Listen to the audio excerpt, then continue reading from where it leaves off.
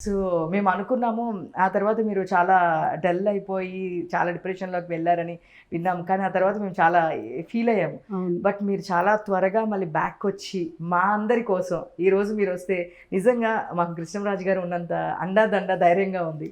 మీ అందరి కోసం నేను కూడా అలా స్ట్రాంగ్‌గా ఉండడానికి కారణం అదే. కృష్ణరాజు గారు ఉన్నప్పుడు కూడా అలా అలవాటు చేశారు.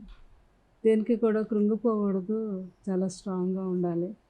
అంటే కృష్ణరాజు గారు ఏంటంటే ఆయన కోసం అని కాకుండా ఆయన జీవించిన అన్ని రోజులు కూడా అందరి కోసం అన్నమాట.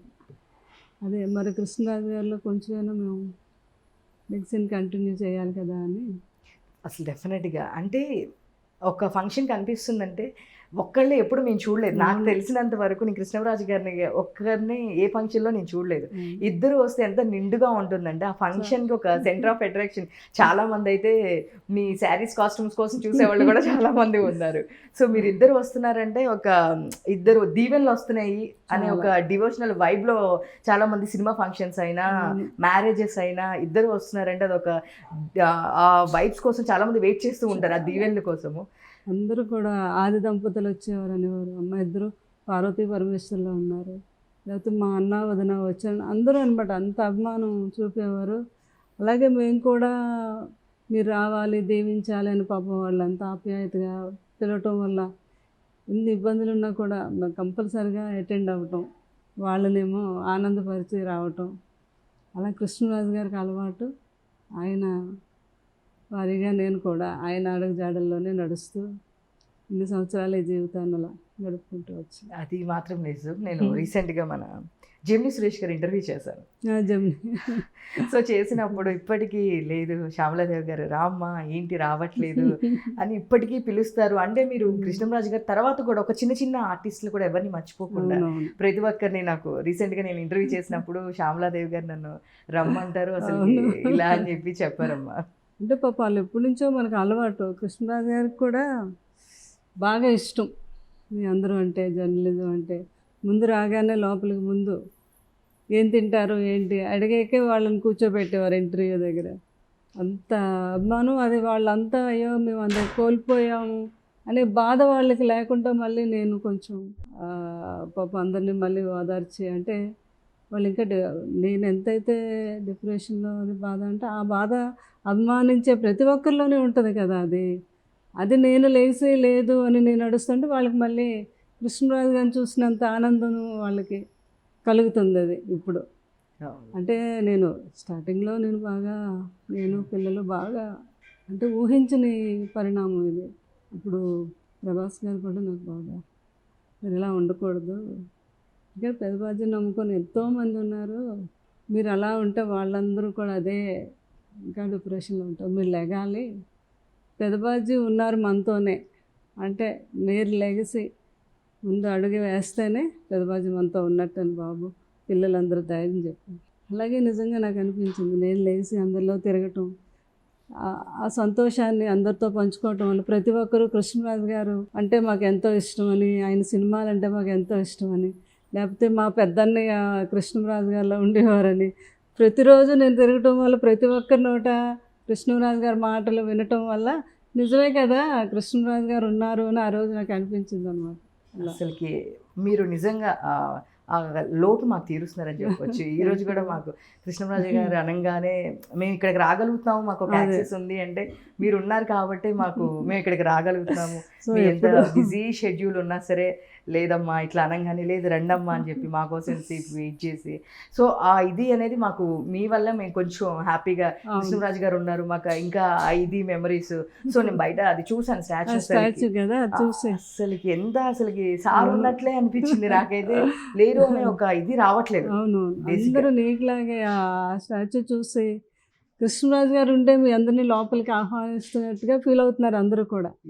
అది ఇన్ని లక్షల మంది వచ్చి రోజు దాన్ని చూసి ఒకసారి ఫోటోలు తీయించుకోవటం వెళ్ళటం అలా చేయటం వల్ల మాకు కూడా చాలా హ్యాపీగా అంటే ఉన్నారు కదా అనే భావనతోనే మేము కూడా జీవిస్తున్నాం అనమాట. అది అసలుకి స్టార్టింగ్లో అంటే నేను మామూలుగా మీ అన్ని ఫాలో అవుతూ ఉంటాను కృష్ణరాజు గారి మీది.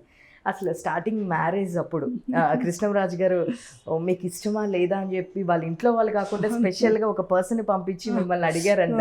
చాలా బ్యాక్ స్టోరీ చెప్పాలి, మీరే చెప్పాలి మాకు. అంటే కృష్ణరాజు గారు అందరూ మనస్తత్వాలు తెలుసుకునే మనిషి అనమాట. ఆయన పాపం ఫస్ట్ సీతాదేవి గారు ఆ ఇబ్బంది తెలుసు కదా, చాలా డిప్రెషన్ వెళ్తే మా మామగారు అంటే కృష్ణరాజు గారు నా కొడుకు అందరు బాగోగులు చూసి అందరు ఆకలి అతనికి తెలుసు, కానీ అతని ఆకలి అతనికి తెలియదు. ఎవరో ఒకరు ఆ టైంకి భోజనం పెట్టాలి, అట్లాంటి నా కొడుకు ఒంటరివాడు అవ్వకూడదు, ఎలాగైనా పెళ్లి చేయాలి. కృష్ణరాజు గారు ఏంటి బాజీ మీరు పెద్ద ఆయన అలా చెప్తారు, మీరు అలా చెప్పకూడదు అంటే లేదని ఎన్నో రోజులు ఆ ఏజ్లో భోజనం మానేసి ఆయన అనే వరకు. సో అప్పుడు ఆయన కట్టాక అప్పుడు ప్రయత్నం చేయడం. ఇప్పుడు మాకు బంధుత్వం ఉంది, నేను చిన్నప్పటి నుంచి తెలుసు. మా కజిన్ సిస్టర్ను మా ఆడపడుచు సొంత తోటకోడలు అనమాట. నన్ను చిన్నప్పటి నుంచి చూసిన ఈ పిల్ల అయితే కృష్ణరాజు గారిని చాలా బాగా చూసుకుంటుంది, మంచి అమ్మాయి అని చెప్పేవారు చెప్పడం. మా మదర్ ముందు ఆలోచించారు, పెద్ద ఫ్యామిలీ వెళ్ళేవి అంటే ఏం పర్లేదని నేను ఒప్పుకొని. అయితే కృష్ణరాజు గారు కజిన్ బ్రదర్ని పంపించారు సీక్రెట్గా. లేదు పిల్లల అభిప్రాయాలు తెలియకుండా పెద్దోళ్ళు ఒప్పించి చేస్తున్నారేమో, అమ్మాయికి అసలు ఇష్టం ఉందో లేదో, నువ్వు ముందెళ్ళి తెలుసుకొనిరా అని. సో ఆయన వచ్చి అడగటం, నేను ఓకే అన్నాకే ఒప్పుకొని చేసుకోవడం జరిగింది. అప్పుడులోనే అంత వెరిఫై చేశారమ్మా. చాలా ముందు చూపు అయింది కృష్ణరాజు గారికి అనమాట. సో అలా ఏ రోజైతే ఇంట్లో అడుగుపెట్టానో ఆ రోజు నుంచి ఈ రోజు వరకు ఫ్యామిలీ అందరికీ ఇష్టం. నేనంటే చాలా అభిమానిస్తారు. సరే ఫ్యామిలీ అంటే నేను కూడా అలాగే చూసుకున్నాను. అలాగే నేను కృష్ణరాజు గారు ఫ్యామిలీ అందరికీ ఇంట్లో పెద్దలు మేమిద్దరం, ఏ పెళ్ళిళ్ళైనా ఏ మంచి చెడ్లకైనా ఇద్దరం ఉండాలన్నమాట నేను కృష్ణరాజు. సో ఆ బాధ్యత ఇప్పటికీ కూడా కృష్ణరాజు గారు ఉన్నట్టుగానే వాళ్ళు భావించి నా ఫ్యామిలీ అందరూ కూడా అలాగే చూసుకుంటారు. పిల్లలందరూ ఎంతమంది అమ్మ ఇప్పుడు అసలు ఎవరెవరు ఏం చేస్తున్నారు? అంటే ఇండస్ట్రీలో కూడా ఏదో వస్తున్నారని విన్నాను. పెద్ద పాప సాయి ప్రసీద, తను ప్రొడక్షన్ కోర్స్ నేర్చుకుంది. మాది గోపికృష్ణ మూవీస్ ఉంది కదా, తీయాలని తనకి ఇంట్రెస్ట్. ఆల్రెడీ రాధేశ్యామ్ తన ప్రొడ్యూస్ చేసింది అప్పుడు బాబు సినిమా. అదే అన్నాను, ఆ పెద్దమ్మాయికి అదృష్టం దక్కింది. ఇద్దరు హీరోలు, అన్నగారు దీన్ని తండ్రి గారి మూవీకి ప్రొడ్యూస్ చేయటం అంటే చాలా గ్రేట్. ఆ అమ్మాయికి దక్కింది అనమాట. ఇద్దరు రెబల్ స్టార్లతో మూవీ తీసింది. సో రెండో అమ్మాయి ఏమో ఆర్కిటెక్చర్ చేసింది. తను మంచి డైరెక్షను, ఆర్ట్ డిపార్ట్మెంట్ అంతా తను చాలా ఇంట్రెస్ట్. మూడో అమ్మాయి సైకాలజీ, అమెరికాలో చేస్తుంది, యుఎస్లో అనమాట. తనకి ఇక్కడికి వచ్చేసి ఇండియాలోనే ప్రాక్టీస్ పెట్టాలని. పిల్లలు చాలా మంచి పిల్లలు.